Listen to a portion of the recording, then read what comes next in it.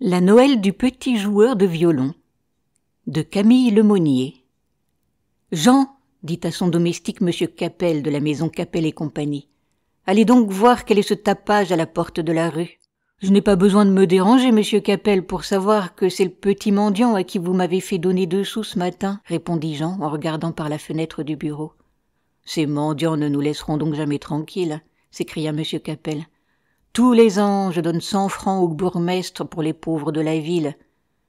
Dites-lui ça, Jean, de ma part, et faites-le partir.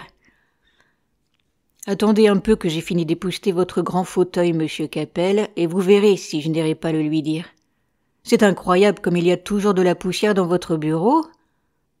Comment donc 100 francs aux pauvres de la ville? Je lui dirai cela, soyez tranquille. Et s'il lui prend envie de recommencer, je lui dirai par-dessus le marché que je n'ai pas le temps de courir du matin au soir après des rien du tout, des gueux, des rats, monsieur Capel. Et Jean donnait de si furieux coups de son plumeau sur le fauteuil que les plumes se détachaient par poignées. Oui, monsieur Capel, des rats. 100 francs par an? Vous badinez, je pense. Doucement, s'il vous plaît, Jean. Vous allez déchirer le cuir de mon fauteuil. J'entends de nouveau le violon. Sortirez-vous à la fin? Oui, monsieur Capel, fit Jean en passant son plumeau sous son bras. Mettez-vous seulement un peu à la fenêtre pour entendre comment je vais l'arranger. Puis il se planta au milieu du bureau, croisa ses bras, et regardant son maître d'un air attendri, la tête sur le côté, s'écria « Est-il, Jésus-Dieu, possible que des rien du tout, des gueux, des rats, oui, des rats, monsieur Capel, viennent ennuyer jusque dans sa maison un monsieur si honnête et qui donne 100 francs par an aux pauvres de la ville? Non, monsieur, ce n'est pas croyable. » Ayant ainsi parlé, Jean se dirigea lentement du côté de la porte, les bras croisés et le nez en terre, avec de petits hochements de tête, comme un homme qui médite sur ce qu'il vient de dire. Mais au moment de sortir, il releva les yeux et, interpellant son maître, « Ainsi donc, monsieur Capel, je lui dirai de votre part… » « Qu'est-ce qu'il faudra dire, s'il vous plaît, monsieur? Jean, attendez un peu !» cria en ce moment une joyeuse voix de petite fille. Et Hélène, que tout le monde appelait Lenji dans la maison, entra en sautillant dans le bureau de son père. Oh, la jolie enfant, elle avait 10 ans, les joues roses, les cheveux blonds, les yeux bruns, et sa grande tresse serrée dans les nœuds de soie bleue qui battaient son dos comme une gerbe d'épis tressés. « Père, supplia-t-elle, un petit sou pour le joueur de violon qui est devant la porte de la maison. Jean ira le lui porter. » Mais monsieur Capel lui répondit avec humeur « Qu'as-tu à s'occuper de cet affreux petit drôle? J'en ai assez de sa manivelle. »« Oh, père, il est si gentil, » fit l'enfant en joignant les mains très doucement. « Et il joue si bien. Il n'a peut-être plus de père, car enfin, est-ce que tu me laisserais aller jouer du violon aux portes des maisons, père? »« Lenji, voilà une sotte question. Qu'y a-t-il de commun entre nous et les pauvres gens? Tu es la fille de Jacob Capel, de la maison Capel et compagnie. »« La plus riche maison de la ville, Lenji, » dit Jean en crachant derrière sa main dans le corridor. « Eh bien, père, tiens, je voulais te dire quelque chose de très raisonnable, et voilà que j'ai oublié. Attends. Ah, je sais maintenant. Je ne voudrais jamais que ma poupée manquât de rien tant que je serai vivante. Et pourtant, je ne suis que sa maman. Voyons un petit sou, s'il te plaît, papa, ou je le prends sur l'argent de mes économies. » Tiens, voilà le sou, Lenji, mais c'est le dernier qu'aura ce petit mendiant. À votre âge, mademoiselle, j'étais déjà plus sérieux. Je m'occupais des intérêts de la maison au lieu de prendre attention à des coureurs de rue. Je suis pourtant bien sage, père. Je sais tous les jours ma leçon, et j'ai eu hier encore 3 bons points pour mon écriture. Oui, ma chérie, mais tu es pendue tout le jour à ma poche. 1 sou est 1 sou, et 10 sous font 1 franc, et 1 franc avec d'autres francs font au bout de l'année un joli intérêt. Crois-tu qu'on nous donnerait comme ça des sous à la porte de la maison si nous étions pauvres? Ici, Jean crut devoir intervenir, et crachant encore une fois derrière sa main dans le corridor, il s'écria « Ah bien, non, Lenji, qu'on ne nous les donnerait pas. Un si bon monsieur, et qui tous les ans donne 100 francs aux pauvres? Ah bien non, et pour ma part, monsieur Capel, je vous dirai « Allez-vous-en, nous en avons bien assez de nos pauvres, auxquels nous payons 100 francs par an. Est-ce que je m'en dis, moi? Je suis domestique chez Monsieur Capel et je travaille. Eh bien, travaillez aussi, voilà ce que je dirais. Monsieur Capel haussa les épaules et, poussant du doigt Lenji vers la porte, « Allons, fillette, dit-il, va avec Jean. Voici la fin de l'année et j'ai à revoir mes livres de comptes. » Ils descendirent et brusquement Jean se mit à crier de toute la force de ses poumons. « Hé, là-bas, hé, mendiant, garnement, propre à rien !» L'archer cessa de faire grincer les cordes du violon, et un jeune garçon se leva de la marche en pierre sur laquelle il était assis, dans l'encoignure d'une porte. Alors, Jean prit un air majestueux, et, la main tendue, comme un avocat qui commence à plaidoyer, « Monsieur Capel vous fait dire, de sa part, qu'il donne 100 francs par an aux pauvres de la ville, et que... »« Venez, petit, venez par ici !» interrompit Lenji, poussant à travers la porte sa jolie tête rose. Et de la main, elle lui faisait signe d'approcher. Le petit mendiant, qui avait ôté son chapeau en souriant gauchement, quand Jean s'était mis à lui parler, entra dans le grand vestibule peint en marbre blanc, étonné, regardant la hauteur des voûtes, avec de réitérés mouvements de tête humbles et lents pour saluer. Jean ferma la porte, examina le garçon des pieds à la tête, et tout à coup, indigné, montra Lenji et s'écria « Savez-vous bien à qui vous parlez ? À Lenji, la fille de Monsieur Capel. Et Monsieur Méganck, le notaire lui-même, n'est pas plus riche que Monsieur Capel, quoique son cocher ait un frac avec de l'argent dessus. » Mais l'enfant avait posé le doigt sur les haillons du musicien. « N'ayez pas peur, dit-elle, et répondez-moi. Vous n'avez plus de père, petit ?» Il fixait à présent les yeux sur la pointe de ses pauvres souliers, haussant les épaules doucement pour montrer qu'il ne comprenait pas. Puis, par contenance, un poing sur la hanche, il se mit à siffler dans ses dents d'un air à la fois timide et résolu. « Bon, c'est un sourd-muet !» s'exclama Jean. « J'ai vu ça de suite. Voyons, répondez, n'est-ce pas que vous êtes sourd-muet ? Comment voulez-vous qu'il soit sourd-muet, Jean, puisqu'il chantait bien hier en jouant du violon ?» Alors le jeune garçon mit son instrument sous son menton et ouvrit la bouche comme s'il s'apprêtait à chanter, mais Lenji posa la main sur l'archer et lui dit « Moi j'aime le violon, mais mon papa ne l'aime pas. Je vous ai demandé si vous n'aviez plus de papa. Est-ce que vous ne m'avez pas compris ?» Il leva sur Lenji 2 beaux grands yeux noirs, doux comme du velours, et haussa de nouveau ses épaules. Mais cette fois, un triste sourire plissait le coin de sa petite bouche bien formée. « Ah !» s'écria tout à coup Lenji gaiement en frappant des mains l'une dans l'autre. « Il veut dire qu'il n'est pas du pays. D'où viendrait-il, Jean ?» Jean fit alors le tour du jeune garçon, les mains derrière le dos, levant et abaissant son long nez de travers pour mieux voir les habits du petit mendiant, et une grimace dédaigneuse plissait le bas de sa grosse figure bien nourrie. « Tenez, lui dit Lenji, j'ai demandé à mon père un sou, que voici, et j'y joins 3 sous qui m'appartiennent. Cela vous fait 4 sous pour vous acheter un gâteau, car c'est la Noël ce soir. J'ai bien encore 20 sous dans ma tirelire, mais j'ai promis de les donner à la vieille Catherine. Amusez-vous bien. Une autre fois, je vous montrerai ma poupée. Vous ne la connaissez pas ? Elle a coûté 20 francs, c'est une poupée très jolie. » Et Lenji mit ses 4 sous dans les doigts du jeune garçon. Il eut un beau geste reconnaissant, et de la main dans laquelle Lenji avait glissé les sous, il frappa sa poitrine avec tant de vivacité qu'elle le regarda pour savoir s'il ne s'était pas fait de mal. Il baissa aussitôt les yeux, et une grosse larme coula sur ses joues pâles, tandis qu'il portait son argent à sa bouche et le baisait religieusement. « Il poverello » cria-t-il tout à coup d'une seule voix, avec une grande énergie. Et glissant très vite son violon sous son manteau, il posa l'archet sur les cordes et ouvrit la bouche, en regardant en l'air, la tête sur l'épaule. « Lenji ! Lenji !» cria une voix dans l'escalier, et Mina la bonne parut dans le corridor, tout essoufflée. « Que faites-vous, Lenji ? Je vous cherche dans toute la maison. Est-il permis de faire courir ainsi les gens ?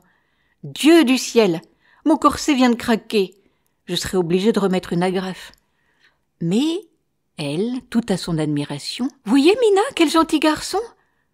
C'est le même qui nous a suivis dimanche quand nous sommes allés, Nell et moi, à la boutique de Monsieur Poufs, le marchand de volailles, car vous étiez retournés ce jour-là chez vos parents. Il jouait du violon en nous suivant. Nell a voulu le chasser en lui montrant son poing, mais il n'a pas eu peur de Nell, et seulement il a mis son violon sous son bras. Ne trouvez-vous pas qu'il est bien gentil, Mina? Comment pouvez-vous trouver gentil un affreux petit garçon, sale, noir, mal lavé, et qui porte les cheveux si longs, Lenji? Je n'ai jamais rien vu de plus laid que ce vilain petit singe, et vous feriez mieux de ne pas m'exposer à prendre un rhume en vous attendant. Mina, Mina, pourquoi dites-vous du mal de mon petit mendiant après l'avoir trouvé si gentil hier au soir? Car je vous ai donné hier une pièce neuve de 50 centimes pour la lui remettre. Et vous êtes remonté en disant que vous n'aviez jamais vu un plus doux ni plus joli mouton. Bon, Lenji, ce que je vous dis aujourd'hui, c'est pour vous mettre un peu en colère contre moi. C'est un doux mouton, voilà. Un doux et joli mouton, Mina. Oui, tout ce que vous voudrez, Lenji, un doux et joli mouton. Êtes-vous contente? Je sais très bien que vous m'avez donné une jolie pièce de 50 centimes toute neuve, avec la tête du roi Léopold dessus. Oui, je la revois encore d'ici. Elle toussait en parlant, un peu gênée, parce qu'elle l'avait gardée pour elle. Et Mina était en effet descendue la veille pour remettre la pièce au jeune garçon, mais au moment d'ouvrir la porte, elle avait vu le fils du sacristain Coquelet, à genoux, dans la neige, et cherchant à regarder par la fenêtre de la cave. Et Coquelet, qui était jaloux, lui avait dit « Pourquoi venez-vous à la porte, Mina? Est-ce que vous m'avez entendu frapper contre la vitre? J'ai pourtant frappé bien doucement. Je suis sûre que quelqu'un a un rendez-vous à cette heure avec vous. Est-ce le gros Lup, le Crollet, ou m'étonne le cocher de monsieur Méganec? Dites-le-moi, Mina, ou je vous pince. Qu'est-ce que vous me chantez, là? S'était écriée la grosse petite bonne. Vous êtes toujours plantée devant le carreau pour en savoir ce que je fais, Coquelet. C'est fini. Je ne veux plus rien avoir avec vous. Mariez-vous ailleurs, j'en ai assez de toutes vos raisons. Qu'est-ce que vous dites? Eh ben, si c'est comme ça, je m'en vais. J'en ai assez de tous les museaux que je vois tourner par ici. Vous avez beau dire, je pars pour ne plus revenir. Je ne dis rien. Non, non, c'est inutile. Nous irons chacun de notre côté. J'en connais qui vous valent bien. Il y a que le choix qui m'embarrasse. Votre amie Justine. Eh bien, prenez Justine, je vous l'abandonne. Avec un coup sur le côté et son air de n'y pas toucher. Votre ami Dirk, prenez Dirk, voilà un joli mufle. Sans compter qu'il boit tout son mois en un jour. Il y a bien de quoi faire de la fête. Vous me rendrez mon mouchoir et mon gant, s'il vous plaît, avant dimanche, car je ne veux plus que vous ayez rien à moi. Ni moi non plus, rien à vous. Vous me rendrez le cent d'aiguille et le petit pot de pommade. Le petit pot de pommade? Il y a beau autant qu'il n'y en a plus de la pommade dans votre petit pot. Allez, ne me retenez pas plus longtemps, je suis bien sotte de vouloir encore causer avec vous. Eh ben, gardez le petit pot, Mina, en souvenir de moi. Et s'il vous en faut encore un, je ne vous connais plus. Hein? Bonsoir. Voyons, Mina, est-ce moi que vous attendiez, ou un autre? Rien. Ah, Mina, le pauvre coquet a-t-il mérité d'être aussi durement traité? Prenez Justine. Ce sont là des histoires, ma petite Mina, j'ai rien pour Justine. Il y a que le choix qui vous embarrasse? J'étais venue avec l'intention de vous donner un? Ben, c'est inutile, puisque c'est rompu. Dites toujours? Non, ça sert à rien. Voyons un peu. À quoi bon? C'est pour voir, ce sera pour une autre. Alors bonsoir. Mina, dites-moi pourquoi vous êtes venue à la porte, et je vous dirai « Ah, coquet, vous ne méritez pas qu'on vous aime. Qu'est-ce que c'est que vous me donnez ?» Mina, je vous apportais une petite broche en jet. Montrez un peu, voir. Mon petit coquet, c'est très gentil d'avoir pensé à votre Mina. On voit bien l'amitié que les gens ont pour quelqu'un au cadeau qu'ils ont fait. Maintenant, Mina, nous ne nous quitterons plus. Dites-moi pourquoi vous avez ouvert la porte. Ah, coquet, c'est pour cet affreux mendiant qui jouait tantôt du violon devant la maison. Et où est-il? L'avez-vous vu partir? Le voilà qui tourne le coin de la rue. Lenji m'a donné de l'argent pour lui. Ah, pourquoi faites-vous coquet? C'est que si j'étais à votre place, Mina, que feriez-vous à ma place? Je sais bien ce que je ferais. Les mendiants sont assez riches comme ça. N'en dites rien à personne, coquet. Nous le mettrons avec les autres pour le jour de notre mariage. Ah, Mina, il y aura toujours du pain sur la planche avec une femme comme vous. Et voilà comment il se fait que le petit mendiant n'eut pas la jolie pièce que Lenji avait donnée pour lui à la bonne amie de Coquet, le fils du sacristain. Mais la fine Mina n'avait garde d'en rien laisser paraître, et elle faisait à présent semblant de se rappeler très bien qu'elle la lui avait donnée. « C'est égal, Lenji, dit-elle, vous feriez mieux de ne pas vous occuper de ces petits traîneurs de pavés. Ce sont tous des fripons et des fils du diable. J'en ai vu comme ça pas mal à Bruxelles, quand j'étais en service chez M. Chorels, le ferblantier. Et j'entendais dire autour de moi qu'il venait de si loin que c'était au moins de Macaroni ou d'Italie, je ne sais plus au juste, mais c'est quelque chose comme ça. Mina, c'est donc plus loin que Bruxelles? Oh, pauvre petit garçon, je lui garderai certainement un morceau du gâteau de Noël. Voilà votre père qui vous appelle, rentrez vite de peur qu'il ne vous trouve encore dans le vestibule. Bonsoir, petit mendiant, dit alors l'enfant, en faisant aller ses mignonnes mains. Maman m'a appris à prier Dieu pour les pauvres. Je dirai dimanche à la messe une prière pour que vous soyez toujours un gentil petit garçon. Alors Jean, redevenu hautain, le bourra dans ses épaules. Allons, sortez d'ici. Monsieur Capel vous fait dire de sa part qu'il donne tous les ans 100 francs aux pauvres de la ville. Vous êtes bien dur, Jean, dit Lenji. Qui ça, moi? Dur? Lenji? On m'a toujours dit que j'avais un cœur de poulet. Vous le redoyez? Le redoyer? Moi? Sortirez-vous à la fin, vilain rat? Le petit mendiant regarda l'argent qu'il avait dans la main, murmura quelques mots que personne ne comprit, et gagna la rue. Au moment de sortir, il leva ses yeux noirs sur Jean avec colère. « Allez, allez !» lui cria Jean. « Je me moque de vos grands yeux. Vous ne pourrez rien contre moi. Je suis ici dans mon bon service, où je ne manque de rien, où je gagne du bon argent. Propre à rien. Brigand. » Et la porte se ferma. Le petit joueur de violon remit son chapeau sur sa tête, serra autour de ses reins le vieux manteau bleu qu'une corde attachait à son corps, et se mit à remonter la rue, en frappant ses pieds gelés sur le pavé plein de neige. Le soir tombait, et le long des façades, les vitres s'éclairaient l'une après l'autre. Des lampes brillaient sur les tables. De temps en temps, une fenêtre s'ouvrait sur la lumière chaude des chambres. Un homme ou une femme se penchait, fermait les volets. Les vitrines des boutiques scintillantes de givre étalaient des arabesques légères comme des dentelles sur lesquelles dansait l'ombre des brosses, des torchons, des paquets de chandelles et des nattes de paille qui pendaient à l'étage. On voyait les boutiquiers aller et venir avec empressement derrière leur comptoir, en riant parce que les gros sous pleuvaient ce soir-là dans leurs tiroirs, et les chalands tapaient leurs sabots à terre pour se réchauffer en attendant leur tour d'être servis. La vitrine du marchand de vin était une vraie merveille.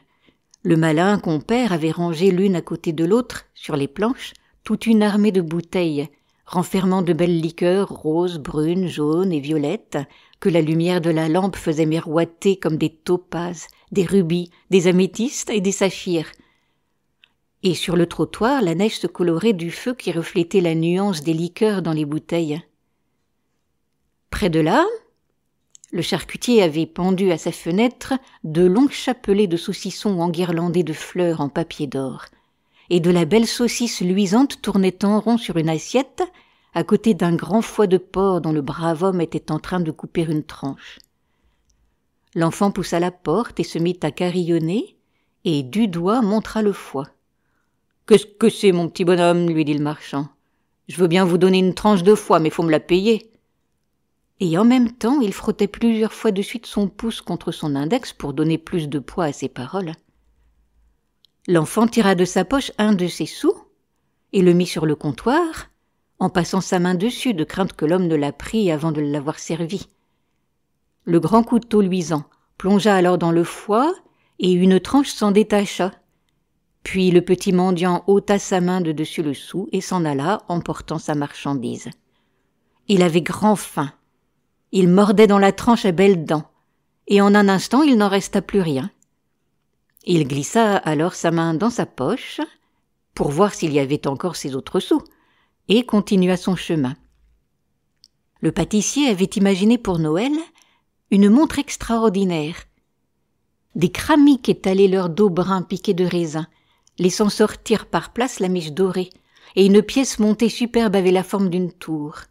Cette tour, dont la base était en pâte de pudding, étageait 3 rangs de galeries circulaires.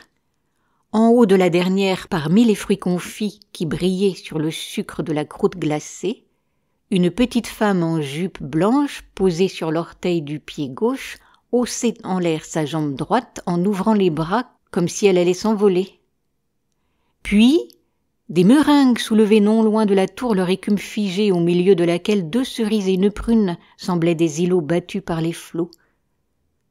Contre la vitre, de grandes couques hérissées de drapeaux en soie rouge et bleue et de plumes frisées posaient debout, à côté d'hommes en spiculaos et en biscuits qui avaient l'air de dire bonjour aux passants. Il y avait aussi des assiettes remplies de dragées, de pralines au chocolat, de fondant, de sucre, de couleurs, de caramel, mais la plus belle chose était certainement la tour aux 3 étages, à cause de sa hauteur et de ses fruits. Le petit vagabond s'arrêta longtemps devant ces merveilles, n'ayant jamais rien vu d'aussi beau. Il se baissait, se haussait, se penchait à droite, se penchait à gauche, faisait avec son haleine des trous dans le givre des vitres pour mieux voir. Et tantôt il sautait sur une jambe, tantôt sur l'autre, frappant ses vieilles semelles sur le trottoir et chantant entre ses dents un air de son pays. Doucement, il passa le bout de sa langue sur la vitre et lécha le givre à petits coups, croyant lécher les confitures. Le pâtissier s'aperçoit tout à coup qu'il y a quelqu'un derrière la vitrine, et il fait un geste de colère. Le petit joueur se sauve alors. Mais le boulanger, lui aussi, a fait de grands hommes en spikelaos, des cramiques de fine farine, des coucs en forme d'oiseaux avec des plumes et des drapeaux, et l'enfant s'arrête de nouveau. Regarde ces belles choses avec le désir d'en manger. Il n'a pris depuis le matin pour toute nourriture qu'un petit pain de 2 sous et une tranche de foie.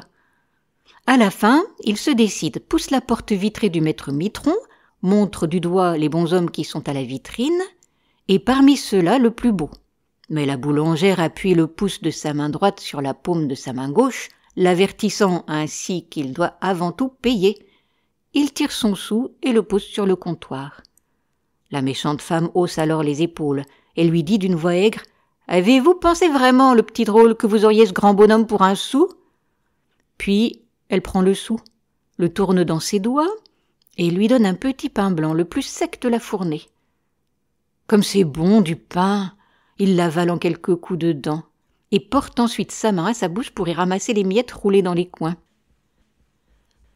Constamment la sonnette des marchands carillonne, c'est drelin, car de riches et pauvres vont à la boutique. Ce soir-là, pour acheter des cadeaux de Noël. Les ménagères passent en courant, la tête baissée sur la poitrine, les mains pelotonnées dans leur tablier, à cause de la bise qui rougit le nez et les doigts. Et l'une tient dans les bras un cramique qui répand derrière elle une bonne odeur de pâte aux œufs. L'autre porte à son poignet un cabas d'où sortent des goulots de bouteilles. Des petits garçons et des petites filles passent ainsi, chargés de provisions, et quelques-uns s'arrêtent pour ouvrir les paquets et prendre délicatement un bonbon, un morceau de sucre, un macaron. 2 vieilles femmes, enveloppées de manteaux et le capuchon sur les yeux, sortent de l'église, en marmottant entre leurs dents qui claquent de froid, et il y en a qui tiennent à la main une chaufferette par les trous de laquelle le vent fait pétiller la braise. Le petit musicien voit briller dans la noire église les hautes fenêtres en forme de trèfle. La porte étant restée ouverte, un flot de lumière se répand sur le parvis, jusqu'à ses pieds, avec une tiède odeur d'encens. Il pénètre sous les voûtes jaunies par le reflet des cierges et se dirige vers le poêle où se meurt un petit feu de houille. Il tend avidement ses mains et ses pieds vers la fonte brûlante. Il passe ensuite ses mains sur ses jambes et sur ses bras pour les imprégner de la chaleur du poêle. Et une douce action de grâce s'élève de son cœur pour remercier le Sauveur qui, aux approches de la grande nuit de Noël, lui donne du feu pour se réchauffer. L'église est silencieuse. On n'entend dans les nefs muettes que le grincement des chaises sur les dalles bleues, le pas du sacristain dans le chœur et le claquement des sabots lorsque les vieilles femmes en manteau noir se dirigent du côté du bénitier afin d'y tremper leurs doigts avant de sortir. Et de temps à autre, une d'entre elles s'arrête plus près du poêle et ouvre au feu ses petites mains sèches en regardant de côté avec défiance le jeune vagabond. Il sent alors glisser dans son sang une chaude langueur. Sa tête retombe sur sa poitrine. Il s'affaisse dans son vieux manteau troué dont il s'est fait un oreiller. Une voix irritée éclate tout à coup à son oreille. C'est le sacristain qui lui fait signe de partir. Il se lève, regarde fièrement cet homme qui le chasse, ramasse son violon et s'en va, lentement, en boitant, car ses pieds ont gonflé dans les vieilles bandelettes de cuir qui retiennent ses souliers à ses jambes. Il ouvre la porte, et la bise glacée le frappe de nouveau au visage. Alors le jeune garçon se parle à lui-même.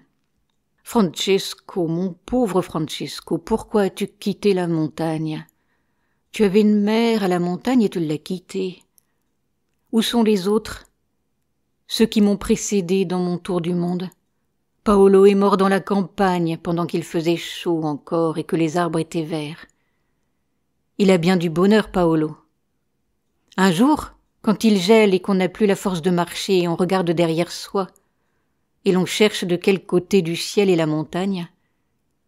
C'est alors, mon Francesco, que le chemin paraît long, et l'on se dit qu'on n'arrivera jamais. J'ai perdu en chemin Paolo, et Pietro aussi, mon cher Pietro, plus jeune que moi de 2 ans. Et les autres m'ont quitté en me disant « Bon voyage !» Boupo était plus grand, mais il toussait. Que sera-t-il arrivé de lui et des autres ? Bonjour Boupo, Paolo, Pietro et les autres. Ce sera tantôt Noël. Il y a la fête dans le ciel, et ceux de la montagne sont descendus vers Naples. Tous les ans, à la Noël, nous allions à Naples, avec les cornemuses et les violons, et les gens nous donnaient de la galette, du fromage, des fruits, ou de petites pièces de monnaie, tout le long du chemin. Naples, Naples. Et tout le long du chemin, il y avait des crèches avec l'âne, des mages et notre sauveur, devant lesquels ronflaient les cornemuses et chantaient les hommes de la plaine. Chez les hommes d'ici, il n'y a point de crèche, et les mains ne jettent que du cuivre rouge. Ma mère me disait « Francesco, tu es le dernier de mes entrailles, et je te vois partir avec douleur. Mais on est riche où tu vas, voilà pourquoi je ne veux pas te retenir. Dieu soit avec toi. Quand tu reviendras, je pourrai mourir. Va donc, mon cher enfant. » Puis elle m'a donné ce violon, et elle est venue avec les autres mères jusqu'aux montagnes, qui paraissent bleues quand on les voit de loin.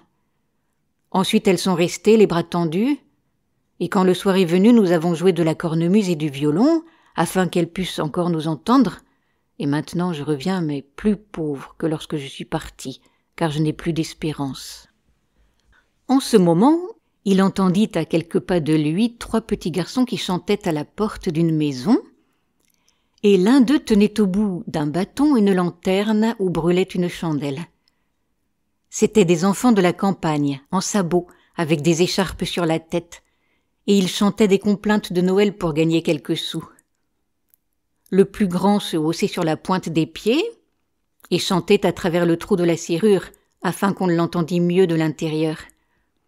Le second chantait en tournant sur lui-même, les mains dans les poches, et l'on voyait sa bouche large ouverte, car il criait de toutes ses forces. Le troisième criait aussi, mais il s'interrompait à tout moment pour renifler, car son nez coulait, et il se remettait à crier avec une telle force que sa voix semblait devoir se briser. Et tantôt l'un, tantôt l'autre disait « Plus fort !» pendant que celui qui avait le nez à la serrure tapait de petits coups du bout de son sabot contre la porte. Alors ils se mettaient à crier tous les 3 comme des diables. Et leur chanson était à l'unisson, mais l'un avait déjà fini quand l'autre commençait, et le dernier courait toujours après le premier sans pouvoir l'atteindre. La petite chandelle tremblante éclairait leur nez rouge et faisait danser leur ombre derrière eux jusqu'au bout de la rue. Et eux-mêmes dansaient à la dernière note de la chanson, en sautant et en retombant sur le plat de leurs sabots, sans rire. Et voici ce que disait leur chanson. « Noël, ils sont venus les petits et les plus petits encore, dire bonjour à l'âne du Seigneur, de notre Seigneur Jésus-Christ. Il y a du foin et des navets cuits, des carottes et du pain béni. Mangez les gens, les bêtes aussi, que bacon et pain cuit. Noël, Noël, amen. Noël, bah, disent les rois. Du foin pour nos 3 chevaux, mais pour nous des coquen bacon. Noël, Noël, amen. » Les 3 petits garçons allaient recommencer pour la 3e fois leur complainte, et quand ils entendirent tout à coup jouer du violon à côté d'eux, c'était Francesco, qui, humble et souriant, les accompagnait, et du pied il battait à la mesure pour tâcher d'être d'accord avec eux. Ils cessèrent alors de chanter. Et le plus grand mit son poing sous le nez de Francesco en lui disant « Nous ne voulons partager notre argent avec personne. » Ainsi chassé, il s'en va de rue en rue, jouant à la porte des maisons et devant les boutiques, mais l'archer glisse à peine sur les cordes car les crins en sont gelés. Où passera-t-il la nuit? Au fond d'une cour sombre, sous un hangar, une charrette de paille est remisée. Il pénètre doucement dans le hangar et soulève la paille pour se glisser dessous. Un chien sort en ce moment de sa niche et fait entendre des aboiements furieux. Il revient sur ses pas et se dirige vers cette maison où la charité, la grâce et la douceur lui sont apparues sous les traits de Linji. Voici en effet la belle maison blanche, avec sa grande porte peinte en chêne, sur laquelle les poignées de bronze imitent les têtes de lion, et un peu au-dessus, dans le panneau à gauche, une superbe plaque de cuivre reluisante étale le nom de Capel et compagnie, gravé en grosses lettres. Il regarde les fenêtres, partout closes, et il y en a 3 au premier étage qui sont éclairées. Qui donc est encore éveillé dans la maison? Les sons d'un piano, comme une musique de paradis, s'échappent par les fentes des volets. Et bientôt une petite voix d'or s'élève dans le silence de la nuit. Cette voix lui rappelle le murmure avec lequel sa mère le berçait, les chants des petits enfants de la montagne, le vent dans les arbres, 1000 choses tendres et lointaines. Puis la voix cesse, mais il l'entend encore longtemps comme un chant de Noël au fond de son cœur. Des portes s'ouvrent dans la rue, et il en sort des ombres qui marchent rapidement. Quelques-unes balancent à la main de petites lanternes qui rougissent la neige, car les réverbères de la ville sont éteints. Toutes ces petites lanternes se dirigent du même côté, là où la cloche sonne, pour la messe de minuit. La porte de la maison Capel et compagnie s'ouvre aussi, et une joyeuse lumière se répand au dehors. Des hommes et des femmes chaudement vêtus serrent la main au maître de la maison, et une petite voix, celle qui a chanté, leur jette le bonsoir. Puis la compagnie se sépare en riant, la porte se referme, et les fenêtres où brillait l'éclat des lampes, une à une, s'obscurcissent. Ah, monsieur Capel a voulu fêter le réveillon, et il a bien fait les choses. On a bu du thé, du vin chaud, du punch. La table est encore remplie de beaux pâtés et de belles tartes, dans lesquelles le couteau a taillé de grandes brèches. Mina déshabille Lenji et la couche dans les draps chauds après l'avoir embrassée, et au moment de s'endormir, Lenji tourne la tête du côté de son arbre de Noël, qu'elle a fait monter dans sa chambre, avec la poupée, les étuis, les boîtes à ouvrage et les cornets de dragées. Alors la lumière qui danse au haut de la maison sur le rideau de Lenji, comme une étoile dans le brouillard, s'éteint à son tour, et l'obscurité enveloppe le doux sommeil de la fille de M. Capel. Ah, qu'ils sont gais les petits flocons de neige lorsque, pareils à des papillons d'hiver, bondissant sur le tremplin de la bise, ils montent, descendent, montent encore, et qu'un enfant passe, à travers la fenêtre entr'ouverte, sa main dodue pour les saisir. Qu'ils sont gais pour tout autre que le pauvre Francesco, dans cette nuit glacée de Noël. De grosses larmes roulent au bord de ses yeux, tandis qu'il souffle son haleine sur le bout de ses doigts. Le monde est bien dur. Que va-t-il faire maintenant? Il voit dans l'ombre une porte profonde dont la neige n'a pas recouvert le seuil. Il y va. Tenez, le voilà qui s'assied, après avoir eu soin de tirer son manteau sous lui. Et son menton sur les genoux, il s'endort. Tout à coup, il lui semble que la terre s'est dérobée sous ses pieds. Est-ce lui qui monte? Est-ce la terre qui descend? Qu'importe, ce qu'il découvre, à ses yeux, est bien plus beau que la terre. Et tout de suite il sent une odeur délicieuse, comme celle qu'il sortait de la cave du pâtissier. L'air est embaumé de vanille, de safran, de cannelle, de citron, et un petit vent chaud répand ses bonnes odeurs au loin. Dieu, qu'elles sont enivrantes! Il les sent couler dans ses veines comme le jus des fruits mûrs. De magnifiques campagnes s'étendent alors devant lui, avec des tons pourpres, d'émeraude, de turquoise, jusqu'aux horizons de montagnes qui dentellent l'azur du ciel. Et un abricot, étincelant comme un soleil, répand sa lumière sur les gelées, les sirops, les crèmes du paysage. Jamais le vrai soleil ne lui a paru à la fois si brillant et si humide.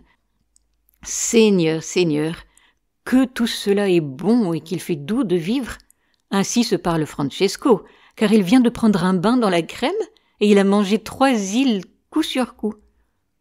Puis une montagne de caramel se dresse devant lui, surmontée de la même tour qu'il a vue chez le pâtissier. Qui donc habite la tour? Ce ne peut être qu'une fée, et la fée sans doute est la reine du pays qu'il vient de parcourir. Mais comment pénétrer dans la muette et splendide tour? Il cherche en vain la sonnette. Toc toc, fait-il enfin, et une voix douce comme de la confiture lui répond du fond de la tour. Entrez. Il entre. De grands escaliers en sucre montent d'une galerie de pudding vers une galerie de nougat. Toc toc, fait-il encore, et la même voix répond plus haut. Toujours frappant, il arrive à la dernière galerie, qui est en biscuits aux amandes, après avoir passé par toutes sortes de merveilles. Et tout à coup, il se trouve en présence de la petite danseuse du pâtissier. Elle lui sourit très gentiment et lui dit « Je t'attendais, mon petit Francesco ». À vrai dire, elle n'était plus posée sur la pointe de son orteil, la jambe droite levée, comme il l'avait aperçue la première fois au haut de la tour chez le pâtissier. Non, elle était debout, sur ses 2 pieds, et il lui tendait la main à présent. Jamais Francesco n'avait vu une aussi jolie personne, ni plus mignonne, ni plus potelée, ni mieux faite, et elle était toute en sucre, avec des couleurs éclatantes qui la rendaient encore plus à son goût. Oh, c'était de bon sucre, allez, et si appétissant que Francesco, qui ne savait que répondre à la jolie personne, se mit à lui lécher le cou sous les cheveux blonds cendrés. D'où vient qu'il pensa tout à coup que cette jolie créature était la même que celle qui lui avait fait la charité, tandis qu'il se trouvait encore sur la terre. Et comme si la petite danseuse eût compris ce qui se passait en lui, elle dit « Oui, c'est bien moi. Voici ma main. Épousons-nous. Mon royaume sera aussi le tien. » Alors Francesco mit sa main dans la sienne, et ils furent mariés. Le bel abricot couleur de soleil s'obscurcit en ce moment. Aussitôt une teinte crépusculaire revêtit la crête des monts, et la plaine entière se couvrit d'une couche glacée de confiture aux lueurs sombres. « Voici la nuit, Francesco, » lui dit la petite fille en sucre. « Nous allons nous séparer. » Et Francesco la vit fondre lentement comme une étoile dans les clartés croissantes du matin, et la tour fondit, et les montagnes se fondirent, et les paysages se mirent à fondre aussi, pendant que lui-même se sentait fondre, toujours un peu plus, jusqu'à ce que, le matin, la servante de la maison, en ouvrant la porte pour aller chez le boulanger, trouva sur le seuil un petit enfant glacé. « Chut, ne le réveillons pas, il est parti, le pauvre Francesco. » C'était le petit joueur de violon. Libre à vous d'inventer une suite différente, c'est ça le plaisir de la lecture. On peut imaginer que le petit garçon a été accueilli dans la maison et qu'il y passe un réveillon chaleureux. Il peut ensuite repartir dans la montagne voir sa maman, riche de cette expérience passée en ville. C'était La Noël du petit joueur de violon de Camille Lemonnier.